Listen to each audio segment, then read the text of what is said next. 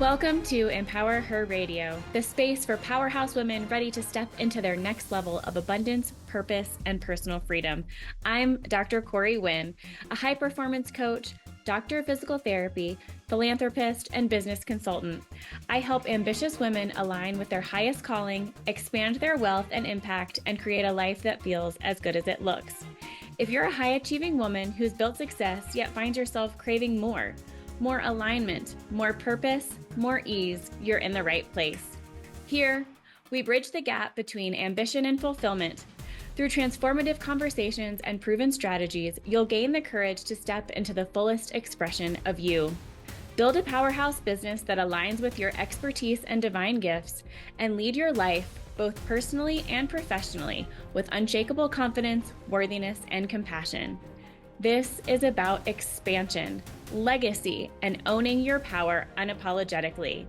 You already have everything inside of you to create a life of unlimited possibility. It's time to unlock it. Welcome to your next level. Let's dive in.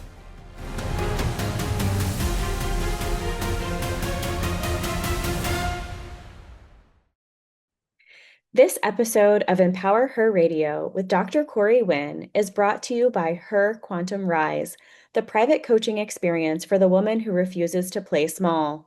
Her Quantum Rise is where high-achieving women come to elevate their leadership, align with their deepest purpose, and unlock overflow in every area of life. This is where you shed the old paradigm, step into your highest identity, and rise with clarity, certainty, and unstoppable momentum. If you are ready to move from doing it all to leading from grounded power, if you feel the pull toward a bigger life, a bigger mission, and a bigger capacity to receive, then I would love to explore what this next level looks like for you. Book a complimentary call at www.corywin.com/free call and step into the room where your expansion becomes inevitable. Your rise starts here. Today's guest is a woman whose courage redefines what it means to rise. From the war-torn streets of Congo to the silence of a childhood that demanded survival, Pamela Michaux has lived through the kind of pain most of us can't imagine and turned it into purpose. She's the author of Mundele Diaries, a global memoir that transforms trauma into truth and silence into strength. Pamela doesn't speak to impress, she speaks to awaken. Her story isn't just about surviving, it's about reclaiming power, identity, and voice in a world that had tried to take it all away. Pamela, welcome to the show. Thank you for having me. It's an honor to be here. So I want to start first with your story. It started in Congo, carried through Belgium and France, and is now a message of global healing. Can you take us back to where it all started? I was born in Congo, my mother black, my father white. So from there, the book is called Mundele Diaries because Mundele means Iligala, white.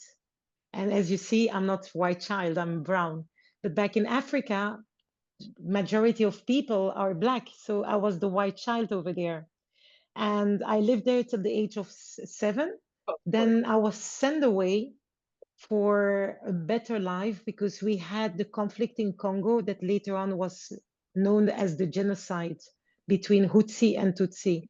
So my mother, out of desperation, sent me as the first child, because I'm the oldest of the 3, sent me for a better life to see how things will go there until she could bring over my sister and my brother and herself and her first son.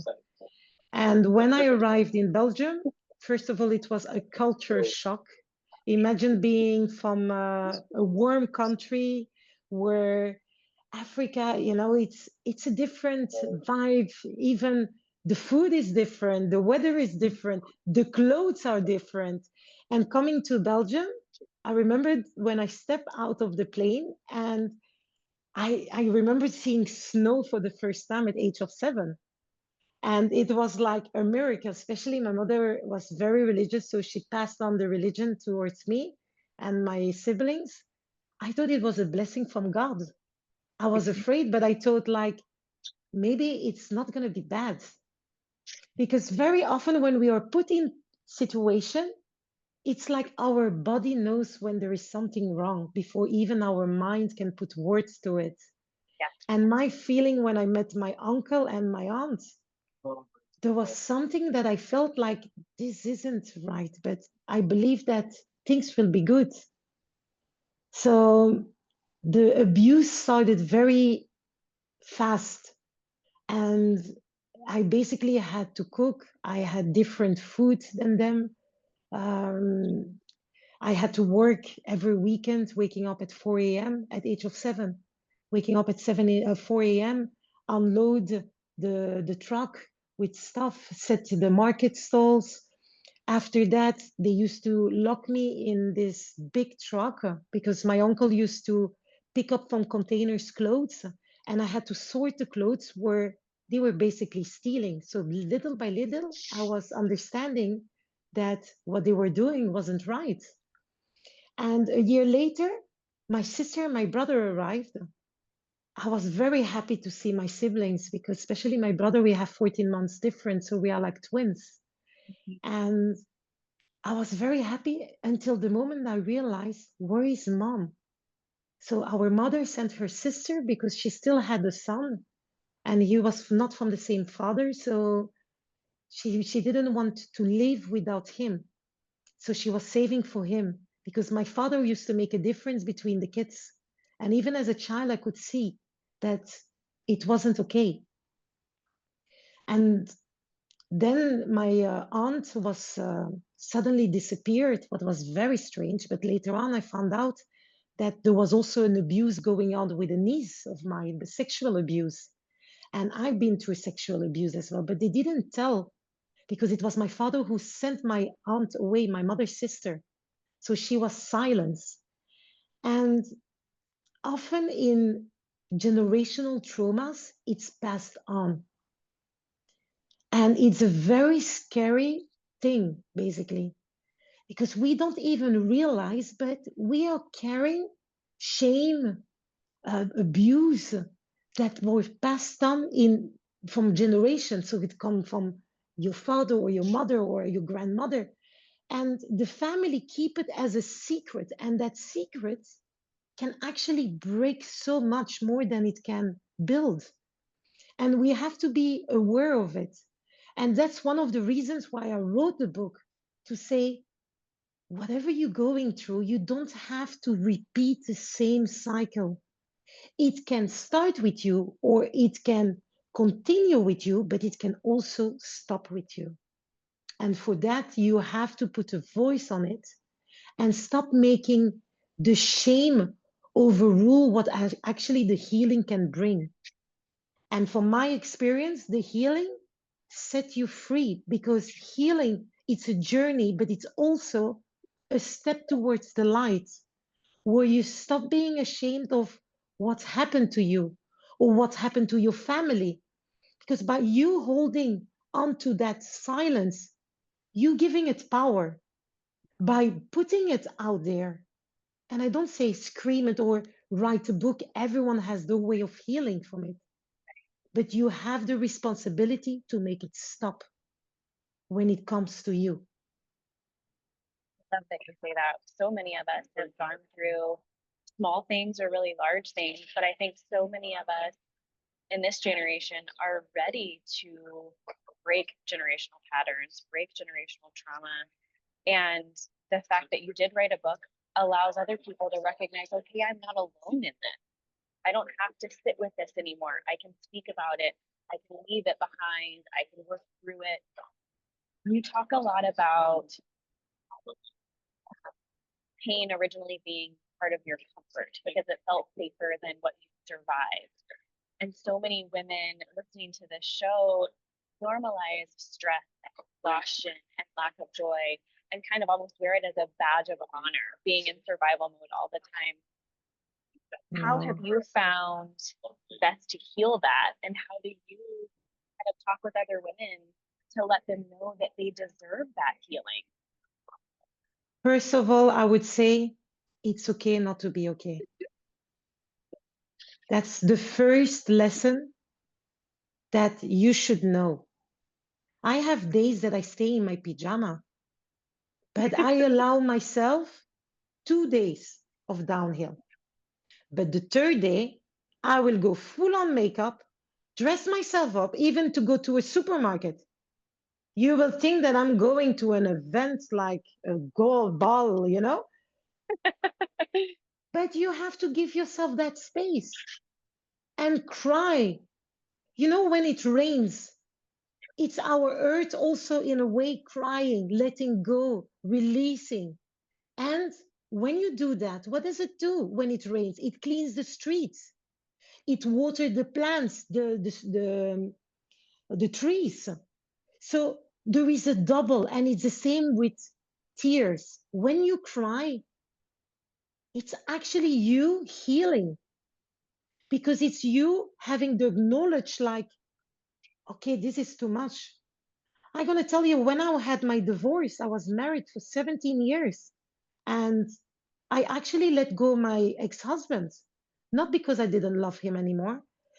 It was, we changed our way of thinking and doing.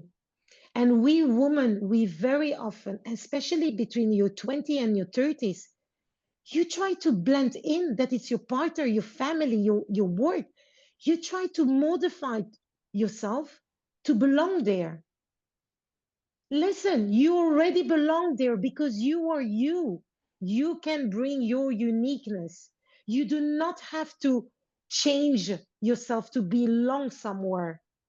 Be true to yourself and you will belong because your crowd, your persons, your people will find you. Why? Because you will not waste your energy blending with people who you have to actually change to be able to fit in. Right. So it's exhausting. And give yourself a break and say, I'm doing well. See what you're good at. And not only focus on the negative because it's depressing. It's like being around depressing people. You're like a hamster with negative thoughts in your head. I had all the reasons to be a drug addict, not being able to cope with anything, not owning anything. At age of 12, I took my guardians to court at age of 12 because I said I want a better life, not for myself, for my siblings, because they were younger than me. And I had no protector. So I took the role of protecting them. But in the end of the day, it gave me also oxygen to live because I realized that by helping them, I help myself.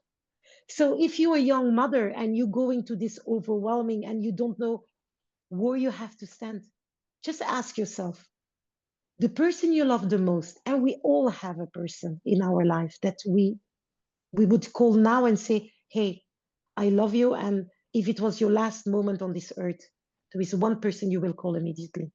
This person, if that person comes to you with an issue or what are you going through, what advice would you give that person? Well, if the answer is not exactly the same for you, then you're not true to yourself. So then you have to look again, where did I lost myself? And it's okay. I had to pick myself back up in pieces. I went 40 times to a hospital in 1 month during my divorce with panic attack. And I thought I was dying, that something was wrong with my heart, with my mind, with my lungs. I did all the tests possible until one doctor sat me down and said, I've seen you multiple times this month. I say, yes, I mean, you guys don't know what there is wrong. I know there is something wrong. He said, how are you? I say, I'm okay. I had a small child. I say, I'm okay. And then he said, no, how are you really? And there, that little word, like, how are you really? I just started crying. And that's where I realized they were panic attacks. And panic attacks, I'm gonna simplify it for you. We all have cookers in the house to cook. Okay? What do you do with that? You put a pot, correct? So imagine the cooker as life. You heat, it's heat, you put on 1, 2, 3, it heats, You're the pot. Your emotions is the water. So with life going on, the cooker that is you has the emotion, water, they start boiling.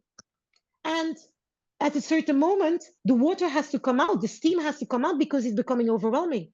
That is basically a panic attack. That is what is happening to you. So when your body is telling you, it's enough, I can't keep more. And that is what a panic attack is. It's your body telling you, there is too much going on. You need to release. And that's why the short of breathing, where your heart starts, your palpitation, and you think you're not receiving enough air, but actually you're taking way too much air too fast. Right. So, and doctors have ways to explain it, but I just simplified it. I've seen psychologists, trauma specialists. I mean, I wasn't on paper supposed to speak with you here or speaking to your audience, but here I am. And this is just the beginning. But after my divorce, I had to find myself again, and being a single mother, no family to back me up. And we have to stop taking all this responsibility that we actually force ourselves to take them. We are not the Wonder Woman who has to save everyone. In a plane, they tell you, put your mask on before helping others. Yeah. Remember that. Well, and I want our audience to also hear, you know, I think a lot of people see us high achieving women who have done these things or been through certain things and come out on the other side, like we have it all together, or like one thing happened and everything just moves forward after that. And what I want to really have our audience hear is you continued to make decisions to better your life. And in the coaching practice that I work in, that's what I talk with my clients about all the time. It takes a decision. You first wanted better for your siblings, that in turn made life better for yourself. And then after 17 years, you made a decision that you wanted more for yourself. And so often we can be afraid of judgment, afraid of change, afraid of going after it. What would happen if I did? But we owe it to ourselves to ask, but how are you doing really? What do you want? And then make decisions from that place. So I so honor you for being that first step, being the first step in your family to make a different decision that's going to catapult the rest of the generations in a beautiful direction. Like I said, it can end with you. It can really end with you. And even you get everything together, yes, but I have also moments where I feel less. Right. But you know what I do? I allow them. I sit with it. I say, okay, Pam, what's going on? Right. Because it's the perspective you give. And I used to be on survivor mode all the time. And when you're on survivor mode, because I've been for so many years on survivor mode, even during my marriage, I was on survivor mode.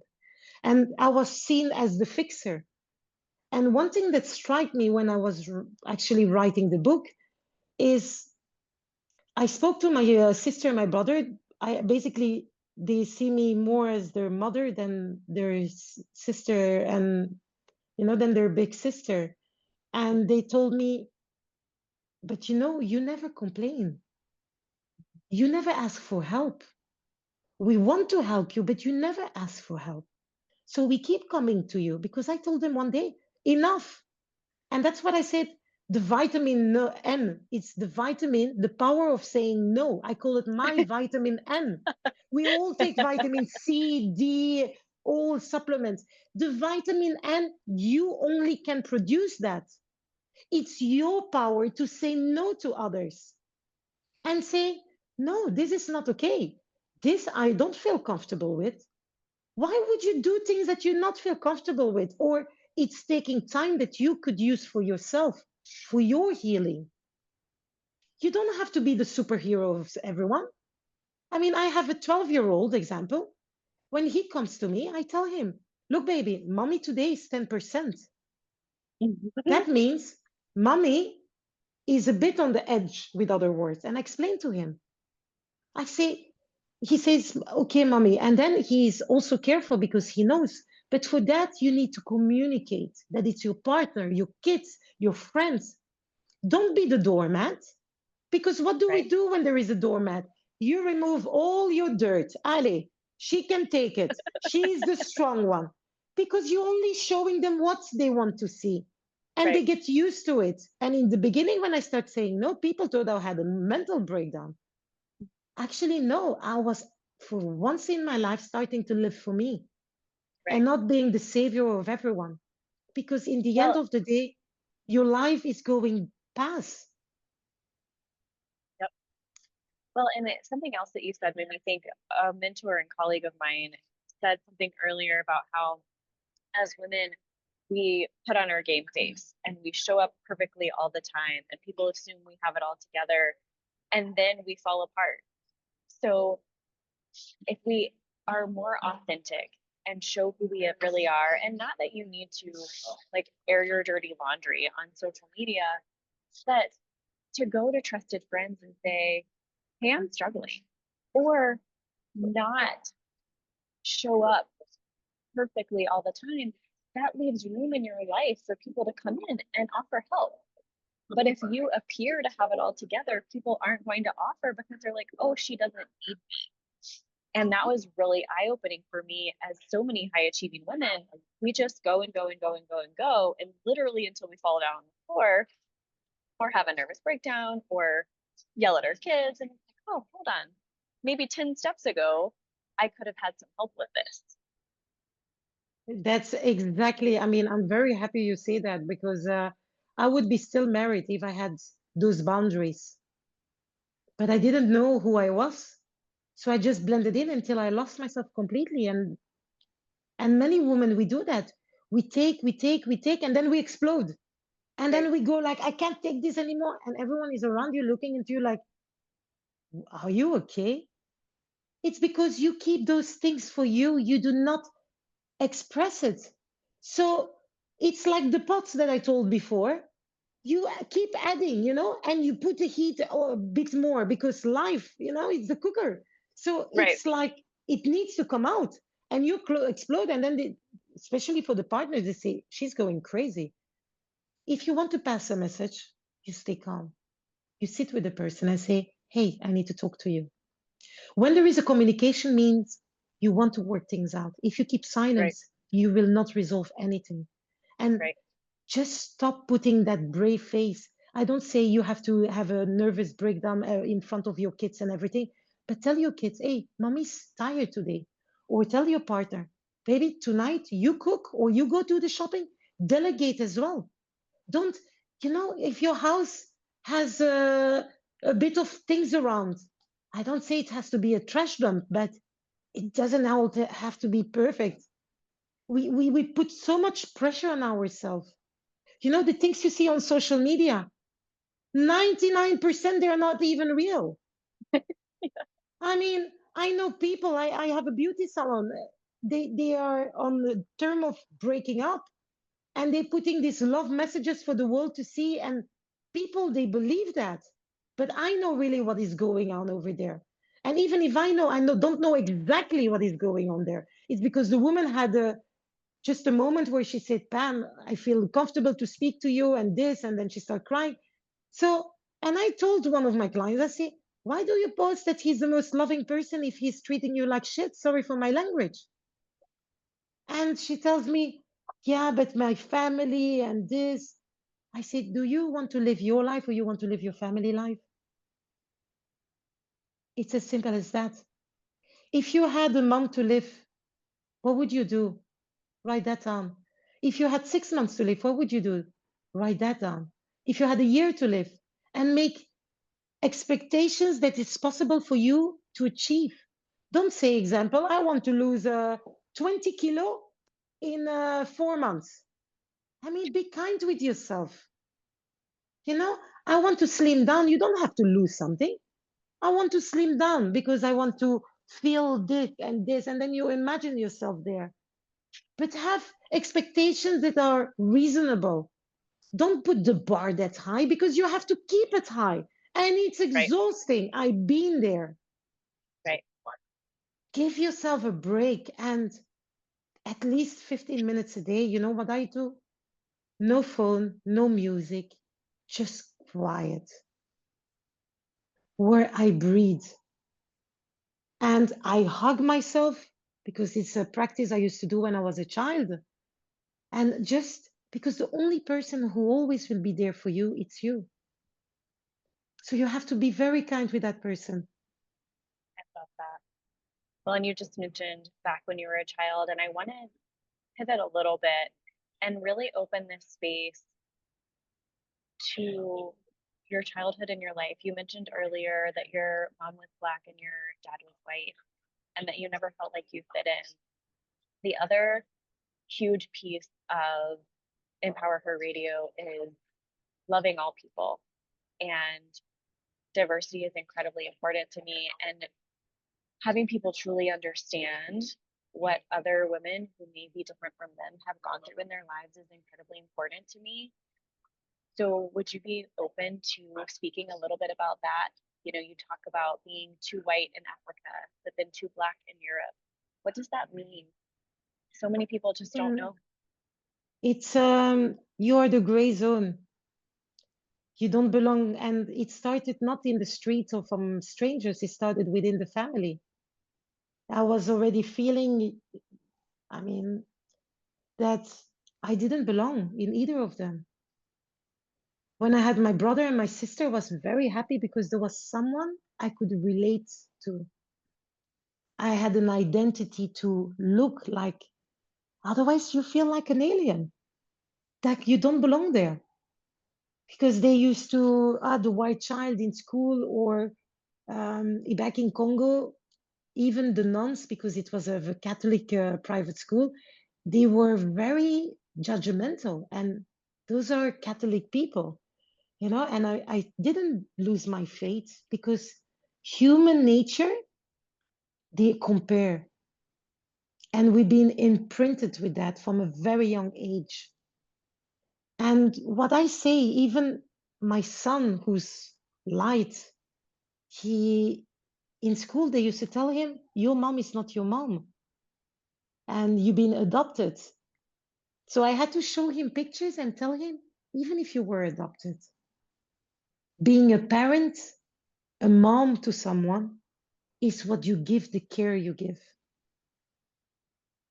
And it doesn't make you biological parent or not.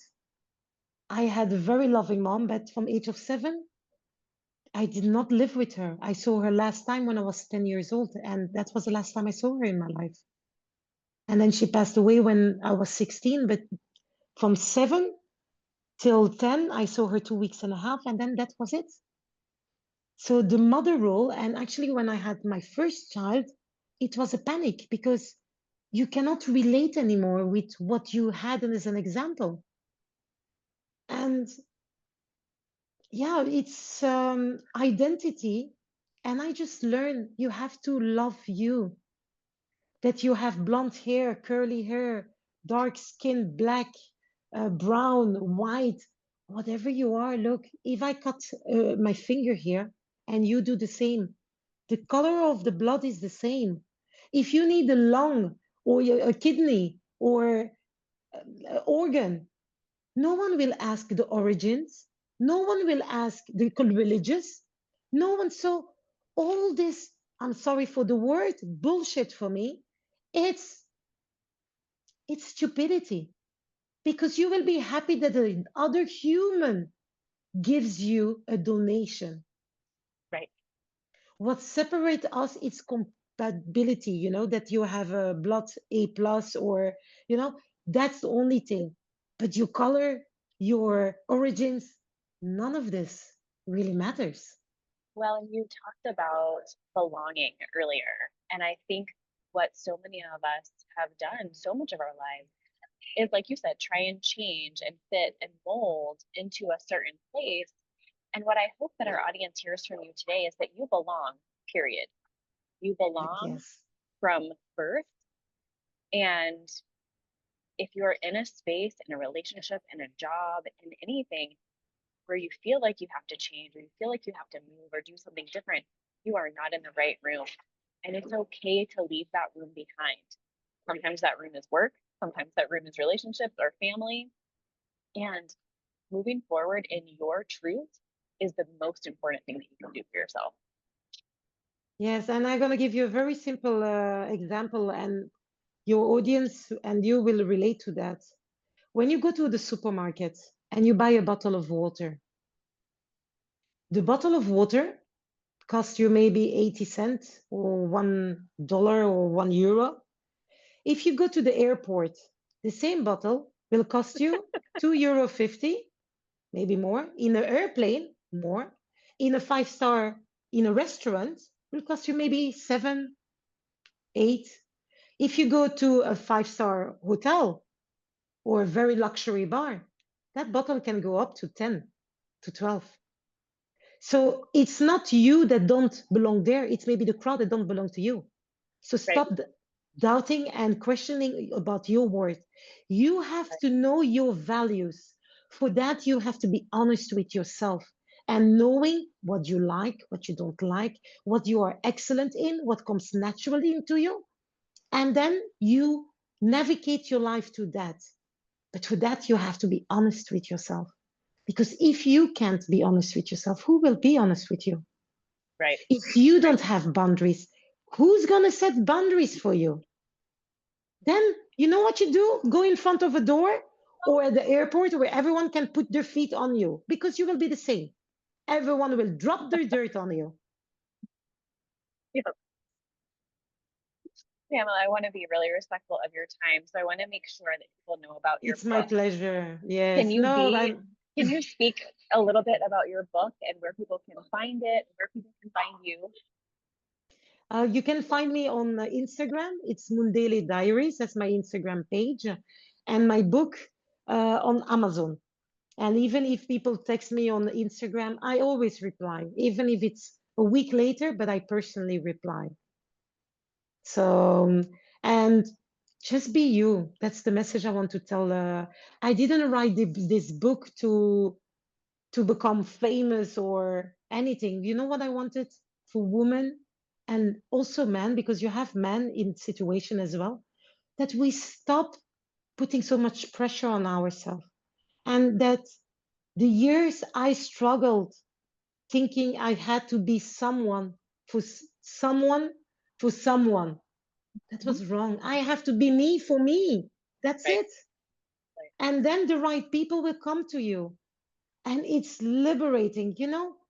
You don't belong everywhere because then you're a doormat. A doormat can go in front of every door. You're not a doormat. Just remember that. So find your crowd, see what you love doing, even if you can't do it immediately. I did jobs, I've been cleaner. There is nothing wrong with that. If you're good in cleaning, do cleaning and start your own company slowly, slowly. Be the best in it, whatever you do. Then I worked into fashion. I been a model. I had a boutique. Now I'm in the beauty industry, real estate. I had so many things that I tested. Why? Because I was looking for myself instead of being truly honest with myself and putting things on paper like, who is Pamela? Where did Pamela lose herself? And writing this book, I had to revisit every part of my childhood. It was like cleaning onions. I cried my eyes out because many things, even the brain shields you what is painful for you and you make it look nicer. But I'm sorry, when you cover shit with chocolate, what will happen when you prick it in and you pull the fork out? It's still shit. Even though it smells a bit like chocolate, it's not going to smell right. So stop idolizing and making things look nicer than they are. This is me. This is what you get. And be honest and work towards your goal. Dream. People told me I will never write a book. You know what? I did write a book. I will not be a homeowner. You know what? I was in an orphanage. I'm a property owner. I have my own business and I worked for it. No one delivered it on a plate. I had no Right. parents or no one to support me. I was a Right. state child. And yet here I am. So if I can do it, stop victimizing yourself. Stop having pity for yourself. What happened, happened. The past, it's already gone. Or you want to continue living there. It's already past. You can't change anything. Focus on your future. Have reasonable goals. Have big dreams and then reasonable goals and make like a step, like a ladder. You're not going to jump to the Eiffel Tower on the top. You're going by steps. It's the same. Sometimes you take 2 steps. Sometimes you take 1 step. Sometimes you stay because you're a bit tired. Life is the same. Like a heartbeat, it goes up and down. When it's flat, that means you're dead. So when you have down moments, make sure when you're on the high, you take enough energy. So when you're low there, you know, like this is a moment. I'm not going to stay here. Push yourself back up because your heartbeat has to go back up. Otherwise, it's flat. And then, you know what? You're not there anymore. Oh my gosh, this is so powerful. Pamela, thank you for bringing your truth, your heart, and your power into this space today. Thank you for having me. And thank you for making a space for especially young women to be able to relate and to not feel isolated, because I wrote a book and you helping your way. And together we are stronger. There is no competition. There is only a community to build. And women listening today, this conversation is your reminder. Your past, like Pamela said, doesn't define you unless you allow it. It can refine you. You're not too late, too broken, or too much. You're exactly on time for your becoming. Until next time, keep rising, keep leading, and keep choosing the life that sets your soul on fire.